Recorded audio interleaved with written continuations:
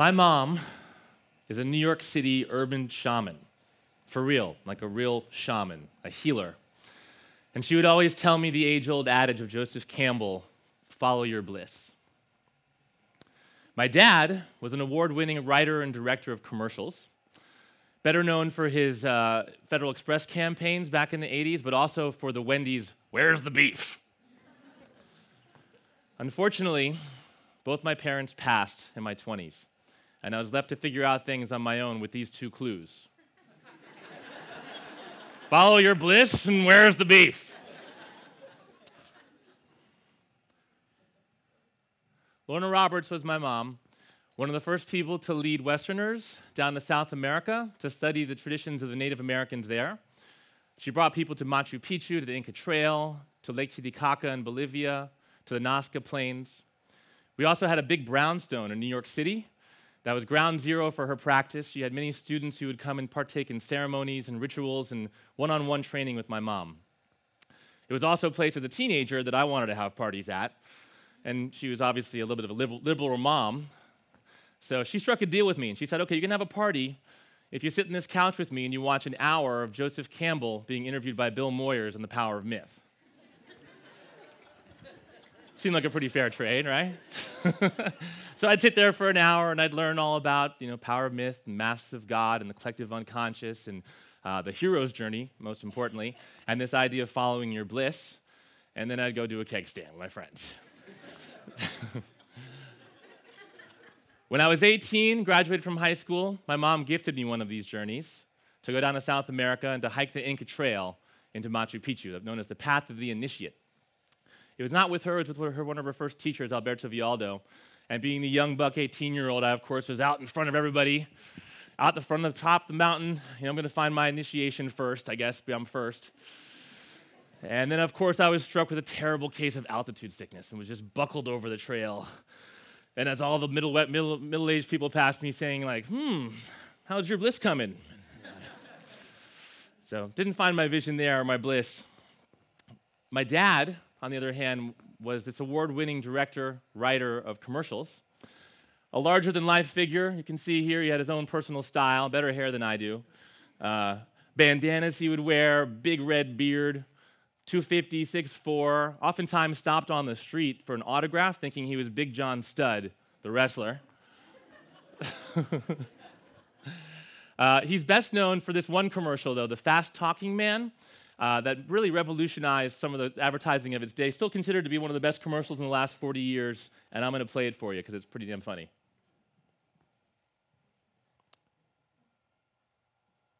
Okay, Eunice, travel plans. I need to be in New York on Monday, LA on Tuesday, New York on Wednesday, LA on Thursday, New York on Friday. Got it? Got it. Got it. So you want to work here? What really makes you think you deserve a job here? Well, sir, I think on my feet I'm good at figures and I have a sharp mind. Excellent. Can you start on Monday? Yes, sir, absolutely, without hesitation. Congratulations. Welcome aboard. Wonderful, wonderful, wonderful. And in conclusion, Jim, Bill, Bob, call Fred, Load, Dork, Abe, and Ted. Business is business, and as we all know, in order to get something done, you got to do something. In order to do something, we got to get to work, so let's get to work. Thank you for tuning in. Petey, you did a bang-up job. I'm putting you in charge of Pittsburgh. Pittsburgh, perfect. I know it's perfect, Peter. That's why I picked Pittsburgh. Pittsburgh's perfect. Peter, may I call you Pete? Call me Pete. Pete. There's a Mr. Schnittler here to see you. Tell him to wait 15 seconds. Can you wait 15 seconds? I'll wait 15 seconds. Congratulations on your deal in Denver, Dave. I'm putting you down to deal with Dallas. Don, is it a deal? Do we have a deal? It's a deal. I got to go. I got a call coming in. Hi, Doc. Just tell it Don. In this fast-moving, high-pressure, get-it-done-yesterday world, aren't you glad there's one company that can keep up with it all? You got a deal. Good. I'm putting you down to deal with Dick. Dick, what's the deal with the deal? Are we dealing? We're dealing. Dave, it's a deal with Don, Doc, and Dick. Doc, it's a deal with Dave, Dick, and Dave. Don, it's a doc with Dick, Dave, and Doug. Gotta go, Dave. Disconnecting. Gotta go, Dick. Disconnecting. Gotta go, Dan. Disconnecting. Federal Express. When it absolutely, positively has to be there overnight. That was my dad. Pretty amazing guy. He won a lot of awards, tons of Clio awards. He primarily used them as toilet paper dispensers at his office. And despite all of his success in advertising, his main passion was music. He was a jazz drummer growing up, played in all the big bands, kept playing music. We always had a drum set up in the house, and he encouraged me to play piano. He'd bring me down to the West Village to go to the Village Gate and the Village Vanguard to check out the likes of Art Blakey and the Jazz Messengers, Wynton Marsalis, Lionel Hampton. I was exposed to so many talented, amazing musicians. And because of him, I think, I also went into the Oberlin Conservatory for college to study music, sit in these practice rooms day after day, and try to improve my skills. And it was a difficult path, much like that locomotive that Kip talked about. I kept bumping up against the wall, and I found myself kind of like on the Inca Trail journey buckled over, being like, is this really my bliss? Where's the beef? But there was another solution. So the question was, do I follow my dad or do I follow my mom? Or do I follow both? Or is there another way? And my mom had another suggestion for me at the graduation of college, which was to take part in what's known as a vision quest. It's a Native American tradition where you get sent out into the wilderness by yourself, oftentimes just a knife, and you fend for yourself with no food for 3 nights and 4 days. So we did this outside the desert of Anta Borrega Desert and outside of San Diego. And I didn't have a tent at the time, so I was borrowing my mom's little tent. And on my vision quest, it rained for 3 days straight. And I was stuck inside this tent, barely able to sit up, just a journal, nothing to read, just visioning of steak and potatoes and chicken McNuggets, and guess what I was saying? Where's the beef? But on the 4th day, the sun did come out, and the rain cleared, and I was able to go outside and sit and meditate and look into the wilderness. And I was struck with this force, this feeling, this image of 2 hands being cupped like this in the hillside, and a voice whispering to me, it's going to be okay. Everything is going to be taken care of. And for me, it was my first real experience of faith, and it's something that I've carried with me my whole life. 2 years later, my mom was diagnosed with breast cancer, and I moved from San Francisco back to New York to help take care of her during her healing crisis. Not being one for Western modalities, as you imagine, we traveled the earth trying to find a cure. We went down to Brazil to faith healers there to do psychic surgery. We went to hyperbaric chambers in Long Island to increase her oxygen count. We went to some doctor in Germany who did these high vitamin injectables. We went down to the Optimum Health Institute in Austin, Texas, where we did nothing but wheatgrass and raw food for 2 months. And on one of her last journeys that she led for a group, I accompanied her down to the Inca Trail again. And on this Inca Trail journey, about halfway through the week, I was just overwhelmed with this burning desire to leave on my own. And much to her disappointment, I left her journey and started my hero's journey. And the moment I set foot in Ecuador, magic started to happen. People showed up. A British couple invited me to go on this boat cruise with them to the Galapagos, where I got to see these huge turtles and the albatross try to land over and over again, and these big pelicans and parrots. I was invited out to the countryside and taking part in dinners with native people with new food and sleeping on hammocks and beaches. I called my sister, who I'd had a rift with over the last couple of years, and in one phone call over a crackly phone line, I healed that relationship with compassion and love. And most importantly, I got an email from this guy, Ian Fraser, sitting over here in San Francisco, who'd had a dream. And he wrote in his email, he said, I had a dream. It's called the Go Game. You got to come to San Francisco, man. So I did. The Go Game ended up being the first location-based game of its time. Played on cell phones that were old and LCD screens. We asked people to traverse the city to solve location-based clues, to interact with actors and to have real-world interactions, to take creative photos and video challenges of themselves doing real crazy creative antics. But at the time, we had no idea what we were doing. We just dressed up in silly costumes and made puppets and explored all different kinds of ideas. We built these boxes to hide in parks. We inflated rafts to get into Stowe Lake and wrote clues on the sides of bridges with chalk and poetry you had to decipher. We asked people to get on tandem bikes. We were exploring kind of what the creative aspects of this game were going to be. And much like in Ecuador, magic started to happen. People started to show up. We started doing community games once a month that we'd advertise on Craigslist, and lo and behold, people wanted to come out and play. One of the first people who came out and play was Jane Mcgonigal, who's also done a TED Talk here. This is here featured with her husband now, Kiyosh. And she was doing her PhD in Berkeley, and came to us and said she wanted to be an intern with the Go Game. And so we brought her on for a summer, and she helped script some of the first games. Another important character, an early game player and actor in the game, was Anjali Jameson. Ended up being our first employee and helped us figure out how to really sell this game to companies to give us some much-needed revenue we needed to support our company.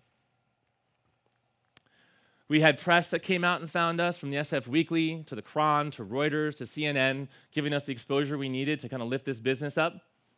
We were voted in 2001 as the best way to rediscover your city by SF Weekly. And we were in this unknown place. It was the end of the dot-com bubble, so of course you couldn't just go and show up with a business idea. You actually had to build something. And it was also what my friend Jada Boomrad of Radiolab calls in his new manifesto he's posted here about Radiolab, about its early days and how it came into being, was what he calls the gut churn phase, where you have no idea what's going to happen, that existential dread place of the unknown, where creativity tends to be the most fertile. So we showed up every day at this little tiny cubicle of a room of mine in a mission and just scripted missions, came up with ideas, new technology, any way we could to try to further this game along. So my point about the bliss part here, I think it needs a bit of an amendment. I think to follow one's bliss, you must be led. There's a quote from a guy named Dr. Wayne Dyer, who has a movie called The Shift from Ambition to Meaning. And in this movie, he posits the question, what did you do for the first 9 months of your life that brought you into being? Those first crucial 9 months where you were in utero gestating, like what did you do to give you 10 perfect fingers and 10 perfect toes? And I think the answer is nothing, right? You didn't do anything. It just happened. A force was pulling you forward. And I agree with him that force continues to pull you forward throughout the rest of your life. And your job is to develop intuition and to tap into the clues that are being presented in the form of synchronicities. And synchronicities are those moments of chance that seemingly are coincidental, but carry with them more information than chance can possibly afford. And one of these moments just happened to me recently as I was in Amsterdam, and I was talking to some guy. I was going there by myself, and I was talking to a guy at a bar telling him about my TED Talk, and he was like, hey, man, you got to read this thing called The Journey Home. And I wrote it down in my book. I was like, okay, Journey Home. The next night, I go out again. I'm talking to some guy, and he's like, got a tattoo thing sticking out. I'm like, hey, what's your tattoo about? And he takes it down, and he has an anchor, and on the bottom of it says, The Journey Home. And I'm like, I got to get that book. Okay, right? That's synchronicity. These are little clues that are being provided by this force that's going to lead you down the path. There's some quotes from literature that refer to this. This is Milan Kundera, the author of The Unbearable Lightness of Being, who writes, chance and chance alone has a message for us. Everything that occurs out of necessity that is repeated is mute. Only chance can speak to us. We can read its message much like gypsies read the messages in the coffee grounds.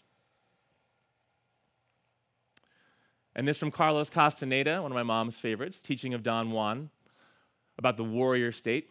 All of us, whether or not we are warriors, have a cubic centimeter of chance that pops out in front of our eyes from time to time. The difference between the average person and a warrior is that the warrior is aware of this state and stays alert, deliberately waiting, so that when the centimeter of chance pops out, it is picked up upon.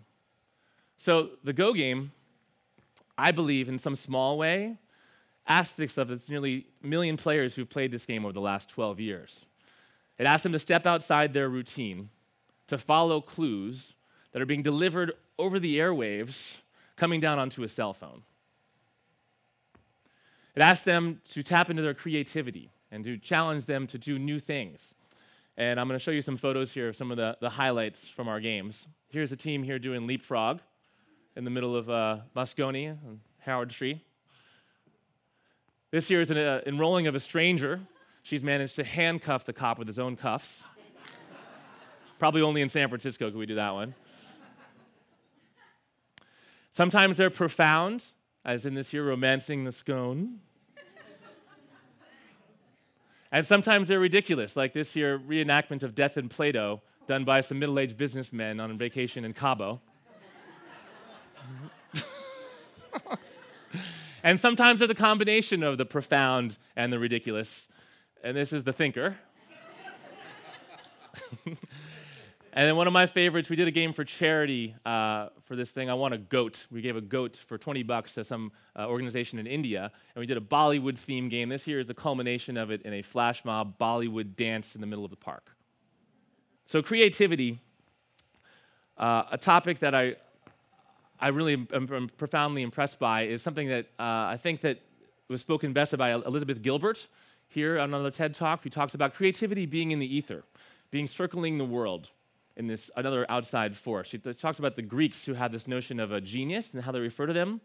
They say that the person has a genius and not is a genius, as if there's some outside collaborator that's helping them along in their geniusness.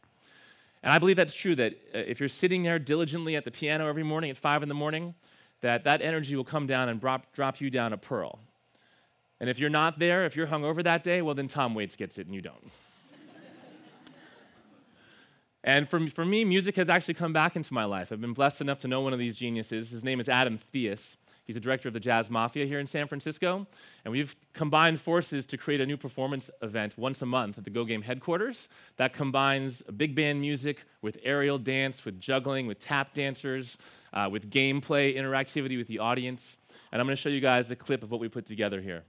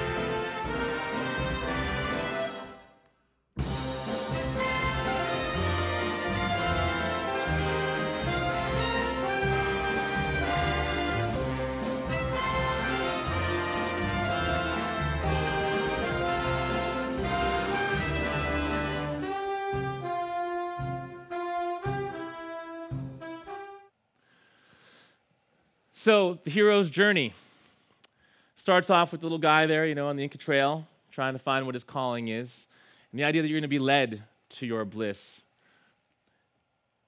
The key factors in that is developing a faith, following the clues, and being ready to rebel, even if it's against your mom on the Inca Trail. Entering into the unknown, the gut churn phase that Jad talks about, he also says that the biggest obstacle to creativity is certainty. The longer you can sit in that place of uncomfortability, the more stuff you're going to turn out. Ask for guides and allies and teachers. They will appear. And be present in sitting at that piano or the dance floor or the easel, because when those creative trade winds pop around, you want to be ready when that pearl comes. And so who was right, my mom or my dad? I think they were both right. Thank you.